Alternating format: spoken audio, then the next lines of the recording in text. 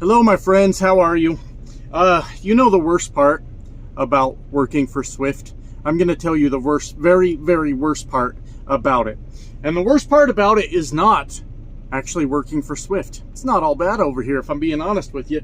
The worst part about it is every slack-jawed inbred hillbilly with a CDLs flocks to you to tell you what a great, amazing trucker they are and how they know everything. And that, my friends, is it. That's the answer to the universe. That's the worst part of it. So hello, everybody. We are here to have a talk today. Not about that. I just wanted to throw that in there. But today we're going to talk about something that's been troubling me for quite a while now, and I have to get it off my chest.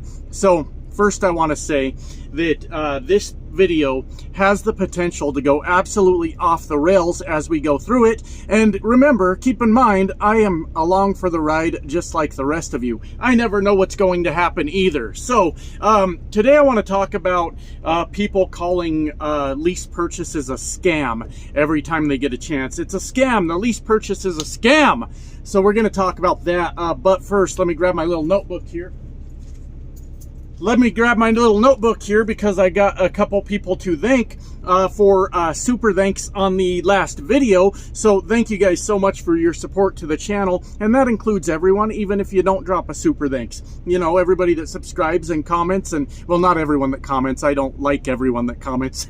I take that back. But everyone that subscribes and watches the videos and all that stuff, thank you so much. But we've got JD and Skylar on the last video, both coming in at $10 each on the super thanks. So thank you guys so much for your support to my humble little channel over here. Thank you so much. So let's get into it, because there is a fucking problem that's been keeping me awake at night, and now I have to come on here and complain about it. And that is people yelling all the time, constantly, that lease purchase is a scam. You're being scammed. And my friends, unfortunately, I think we are having one of those moments where words no longer have fucking meaning again, because that is not true. Lease purchases in general are not scams, all right? A scam is like a deceptive practice. Like they lied to you, they tricked you somehow into doing something that you didn't necessarily mean to do. And a lease purchase is in no way a scam. Now we're 3 minutes into the video and I've already ended it, right? No, I still got a lot to talk about here. It would be a deceptive practice, right? Something that they showed you a contract and then did something completely different or what have you. But most lease purchases do come with a contract that you sign. And if you sign a contract to a lease purchase and you didn't like the terms of it, and then you feel like you got scammed, well, the fact of the matter is you signed a contract that you didn't like. You didn't get scammed. And you hear that over and over and over. Now, does that make lease purchases necessarily good terms? No. One thing I do want to touch on is there was a lease purchase recently that was pretty fucking scammy. And actually, that company cleaned up their lease purchase at least a little bit to maybe, because they realized they weren't getting away from it anymore. And that company, believe it or not, is Super Ego. Now, I'm not saying that Super Ego isn't trying to do some snake-like shit. I'm not saying that. But what I am saying is that they made an adjustment to their lease that reflects them, you know, maybe the pressure from the internet was starting to catch up with them, but it was a change they had to make because they were being very dishonest about something. And the thing they were being dishonest about was they were saying they pay you 88% of the load, but really they were only paying you 88% of what they were offering you for the load. So they would get the load off the load board, and then they would sell it to you basically at a lower price, and then give you the 88% of the lower price that they were offering you the load at. Now, I have had a bunch of super ego dorks run to my video about it and say, this guy don't know what he's talking about because their lease purchase is at 75%. So there we go. I've been discredited and I have no fucking clue what I'm talking about.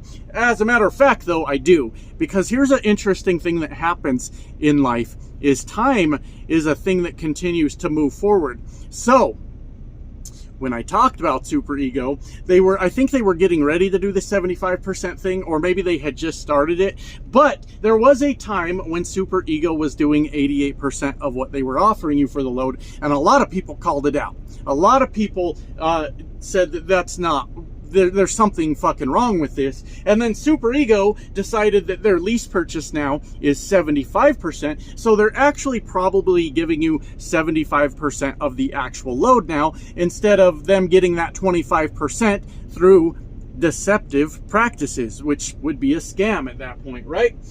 Now, all lease programs are not a good fucking idea. I've done some that weren't that great, and Prime still sounds like a shit show to me. Like $1,200 a week just for the truck payment and fixed cost on top of that? Whoa, that sounds like a lot to overcome, but they do tell you what it's all going to cost up front in the contract that you signed, which still makes Prime's lease program not a scam. You get what I'm saying? Are you following me? This is one of those examples where I think a lot of people just hear something, which is one of my biggest pet peeves in trucking, right? Is a bunch of people just hearing a trucker say something and then they go repeat it to everyone else as if it is actual fact, right? Some guy was drunk in the truck stop bar and he said all lease purchases are a scam. So now I'm going to repeat it to everybody that I know. Well, last night I happened to park at a place that had a truck stop bar, and I went inside and had me a little bit of dinner, and I was sitting at a table, and there was a trucker sitting up at the bar lecturing truckers on what company to work for, because he is the all-knowing god of trucking, and he felt that everybody deserved to hear his lecture. And here's what he determined. Here's what he came up with. You know, you get into a company that's too big, they don't give a fuck about you. They don't care about you, right? That's what he said. And then he says, but you get into these companies that are too small and they just don't have the freight. So they don't have the freight, and health insurance costs too much. So you don't want to work for a company that's too small either. Now, actually what he's saying is pretty reasonable right up until the point where it fucking isn't. And I'm going to tell you about that right now. He said in his experience, he has found that when you get around 62 trucks in a company, then that is the perfect amount of trucks that the company still cares about you, but they got the freight and you can afford health insurance and all these things. 62 trucks is the fucking answer. Now, I swear to God, if that starts running rampant through the trucking industry and everybody's looking for a 62 truck company just because this drunk bastard was sitting at the bar saying 62 trucks is the magic number, I'm hanging up the keys. I'm out of here. All right? You guys start shouting 62 trucks at me, I'm gonna fucking lose my goddamn mind. The point of that story is that people just say shit, and then other people just hear shit, and then they don't fucking bother to look into it, and they just repeat it over and over and over. All right? There have been many of people, not me, okay? Not me. Many people that have done well in a lease purchase, have walked away with the title of their truck, accomplished something, and they never got scammed along the way. All right? I can think of one here on YouTube. I feel like he's paid off 2 trucks, but I'm not sure. I know for a fact he's paid off at least 1 through lease purchase, and that is the mighty Thor. Thor, if you're out there, I still respect and admire that you have finished that lease purchase. You went to work every day and you got it done. And maybe one day I'll get my shit together and do the same. But that is one example I can think of on YouTube. Well, Josh, you're telling us that because you know of one guy that lease purchases aren't a scam. I'm telling you they're not a scam. That's what I'm trying to tell you. But they're not everyone's going to make it, right? Not everybody's got whatever it takes, whatever they need to make it. That's not me taking a shot and saying, well, you're just not motivated enough. But you need a lot to go right to make it through a lease purchase, right? You need your home bills in order. You know, you need that good dispatcher if you're getting dispatched, maybe the good freight lanes that that company's going to keep you on for the duration of your lease, and there's a lot less room for error, is what I'm trying to say. Now, a lot of people aren't going to ever own their truck, but that still doesn't make it a scam, right? Not at all.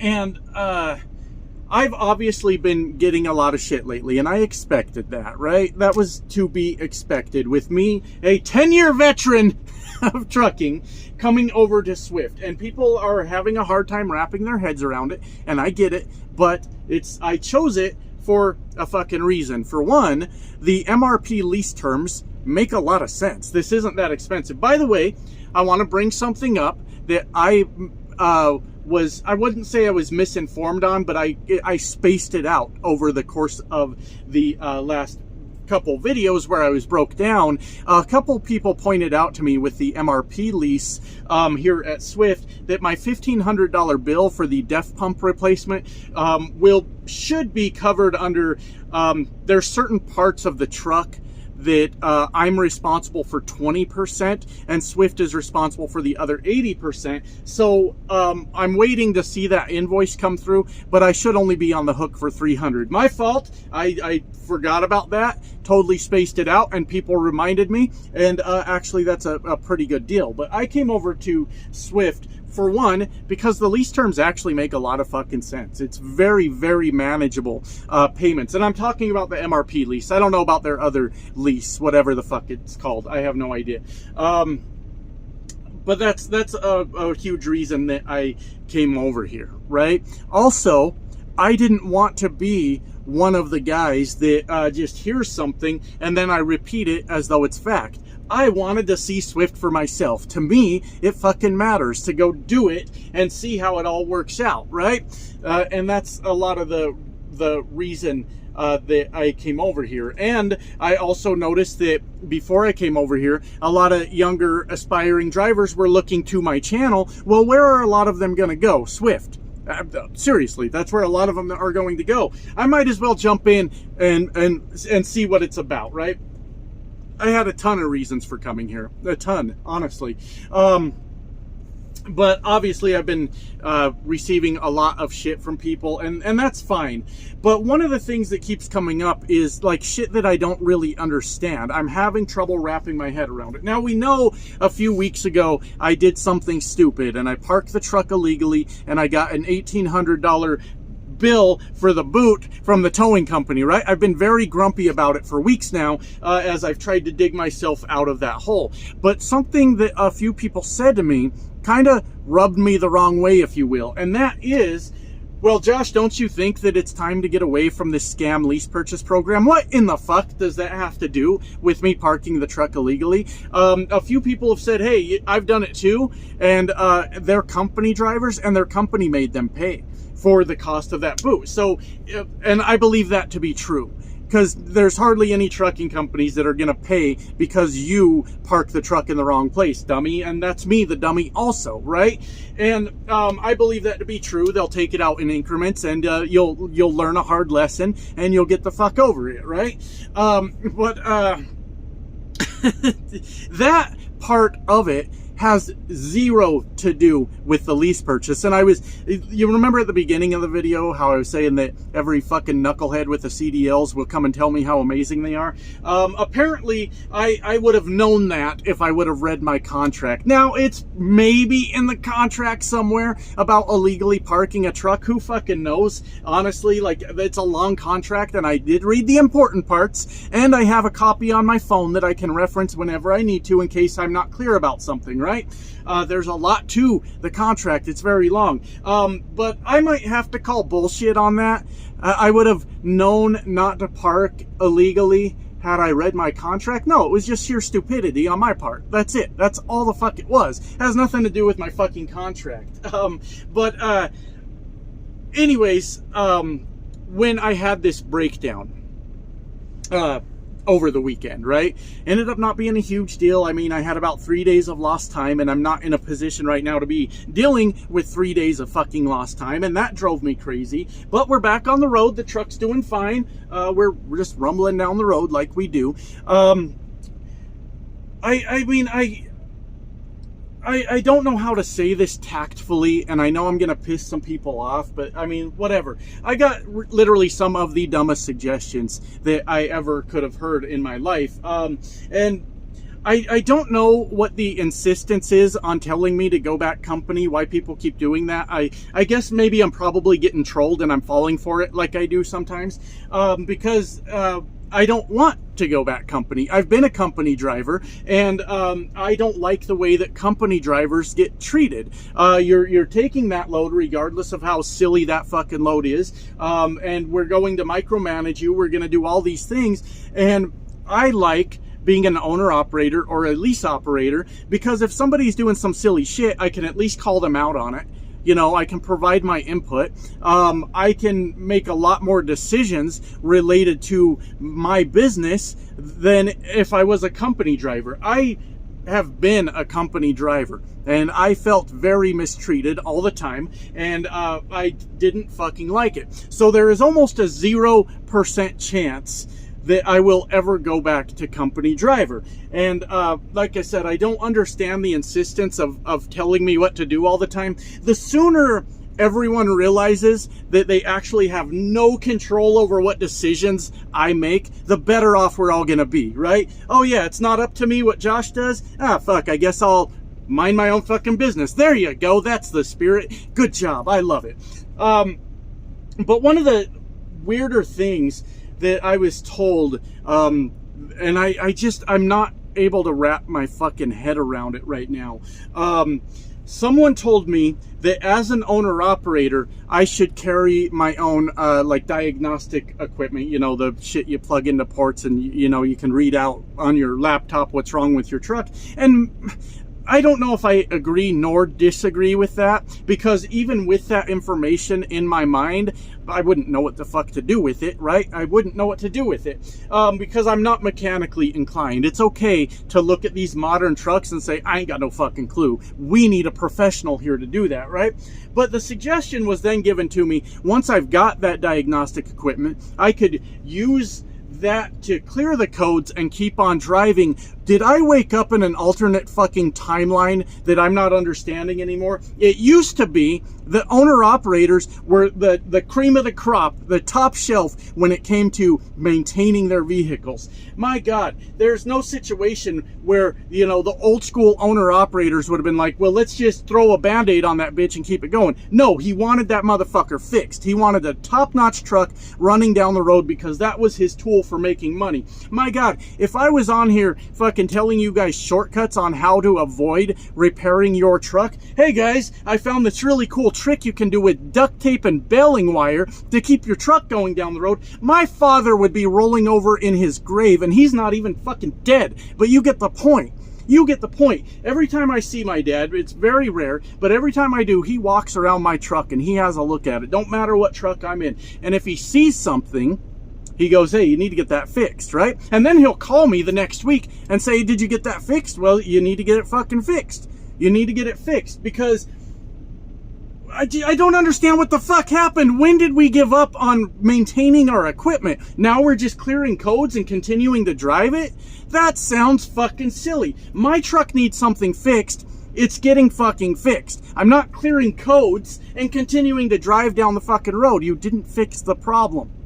You got to fix your fucking problems. You have to maintain your truck. Your truck is your tool that keeps you making money. And there are times where it doesn't matter what the fucking cost is. You need that truck fixed the right way, and you need it back on the road. There is no exception to this. There are no shortcuts when it comes to this. Fix the fucking truck. Are you shitting me?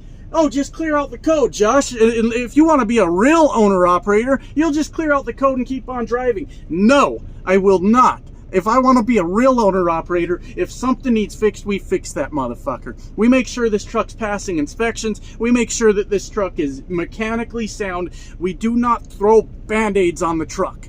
We get the goddamn thing fixed, right? I can't believe it. I was just in shock, because it was suggested over and over, and I refuse. That's absolutely fucking insane that's what we've come to.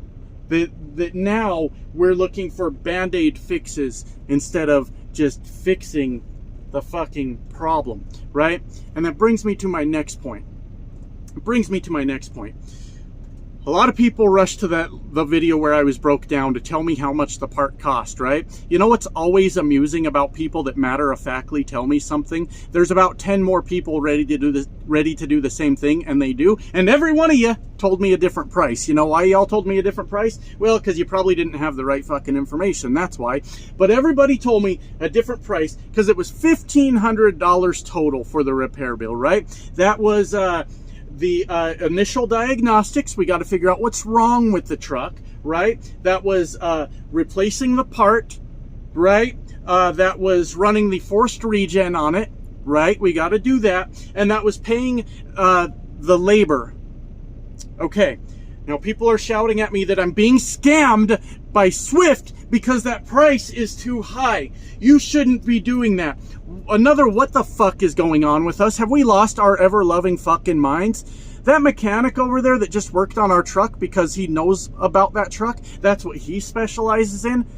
That's one of our blue-collar brothers right there. That's one of the people in here in the trenches with us just trying to make a living, just trying to survive. And he got my truck back on the road. And some people have the audacity to be like, this man is scamming you. I believe in paying the mechanic. I'm not crazy. All right? People are saying I should have got out of that for $500 because it's a $300 part and an hour of labor, and however they were coming up with the math, right? I want that mechanic to do it right. I want him to go through every step to just slap a part in and call it an hour of labor. Don't test anything, don't check anything, and just send me down the road. Unacceptable. Absolutely unacceptable. I was not scammed by this mechanic, but let's keep in mind that this mechanic works for a company. And you could probably bet your sweet little tits that company has everything wrote up for every part that needs to be replaced, as far as how many hours of labor they're going to charge for it, right? How much that labor costs, things like that. And that mechanic wants to keep his job. The nerve of that motherfucker, right? He wants to keep his job, so he follows the book and he does that and he gets my part replaced and he writes up the ticket exactly the way he's supposed to because he cares that his family lives in a house also, and he just takes care of it. I have never ever been of the mindset that I'm going to try to get one over on a mechanic. Are mechanics living too high on the hog these days? Now we got to knock them down a peg? I'm not sure I fucking understand it. I was in no way scammed by that mechanic. I was not. He made sure my truck was ready to hit the road. And now I've been driving it for almost 2 days straight with absolutely zero fucking problems because that man did his job. And he got paid to do his job. And that's the kind of fucking America I want to live in, my friends. You do a job, you get paid for the job. Aren't we as truckers sick of everyone trying to get one over on us? Right? The brokers are, the shippers are, the receivers are, the companies are, whoever, right? And we're out here bitching. We're going, this is fucked up, man. Everybody's fucking us. And then we turn around and go, fuck that mechanic. He don't need to make a living. Are we out of our fucking minds? Are we out of our minds? That man is way more qualified than I am to fix my truck, right? You don't want me to go buy you don't care. It's my truck. Why would you give a fuck? I don't want me to go buy the part, and my goofy ass is over here watching a YouTube video going, I'm pretty sure I can handle this shit because I'm going to fuck it up. This is the way the world works. Right? This is the way the world works. Fucking goddamn. I can't believe I'm explaining this. There are people out there that get jobs and they learn to do those jobs and then they become experts in that field, right? And then when we need something that requires that person's knowledge and expertise, because that's what you're paying for a lot of times. You're paying for that man's years of knowledge and all the tools he had to buy to do his job, because mechanics got to buy their own tools in most cases, right? And all that's what you're paying for. And I forgot what the fuck I was saying, but that's the way the world works, you know? If somebody needs something hauled across the country, there's only one man to call, and that's me. That's me. I'll get it fucking done. And then when somebody provides that service for you, you pay them. You don't try to get one over on other blue-collar people. Come on now. We're all just trying to survive. And I wasn't scammed by him. I wasn't scammed at all. Anyways, I guess maybe I got a little bit away from the topic, but a lot of people were throwing a lot of kind of nonsensical things at me, you know, and trying to explain all the ways that I was scammed, and I'm not being scammed even a little bit. Somebody said something, it didn't offend me. I'm not offended, but I figure I'll respond to it in the video too.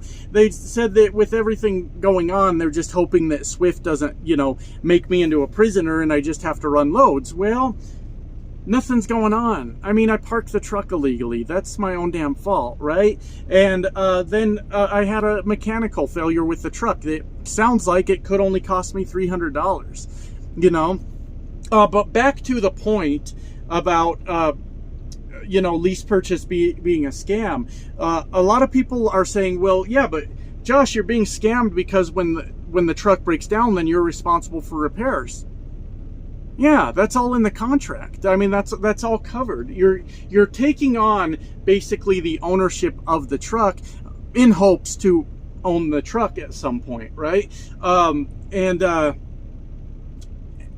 that's the whole point. So when you take on the ownership role over that truck, then yes, you are responsible to cover breakdowns that happen. And somebody had asked me, they said, so what's your plan then, Josh? What's your plan? And I'll respond to that in a second. But they said, so you're just going to work week in and week out, making negative dollars, and then, you know, watch the money come in and then watch the money go out? Is that your plan? Absolutely not. There's no way in the fucking world that that's my plan. That would be the silliest fucking plan ever drawn up by anyone. All right? But what I do know is that sometimes shit don't go your way. Sometimes you have a bad week, right? You need repairs. You didn't get the miles you wanted. Any number of things can go wrong in trucking. That is not the plan of any owner-operator or any lease operator, is to pay out more than what they're bringing in. The name of the game is try to bring in more than you're making. So no, that's not my plan. It's really a silly question, because here's a thing I'm working on, all right? You guys that have watched me for a long time have seen me quit a lot of jobs. The last one, I was pretty proud of myself. I stayed there for 9 months. I don't stay anywhere for fucking 9 months. I was real proud of myself, but they just wouldn't move me to the other division, and that pissed me off. Like, look, if you're gonna call me an owner-operator, and I say I wanna switch to the dry van division, and then you just keep giving me the runaround after I give you a month to do it, then what are we doing here? You know, and I didn't really even want to quit, but I was sick of their fucking stupid ass reefer accounts where you're flip-flopping schedules all the time, or sitting 2 days waiting for a load when you could be working, and they refuse to do it. And that's the reason that I left. But I have been challenging myself, my friends, to not run at the first sign of trouble. Right? And honestly, that was the first sign of trouble. Me getting booted is my fault. It's stupid. I hate everything about it. I hate that the bill was $1,800, but I parked where it clearly said no truck parking. The fuck you want from me, right? No way Swift's fault. Now, having the truck break down is the first sign of trouble, right? Now I got to get this fixed, and I'm trying to still get started and established over at this company. A lot of people told me to quit over that. The answer is a firm no. I'm not going to quit over that. I'm going to get the shit fixed on the truck, and I'm going to go on about my life. That's what I'm going to do, right? I don't want to run at the first sign of trouble anymore. I want to stick it out and try to get through it. And like I said, overall, Swift has been a positive experience, you know? But I'm not even considering quitting.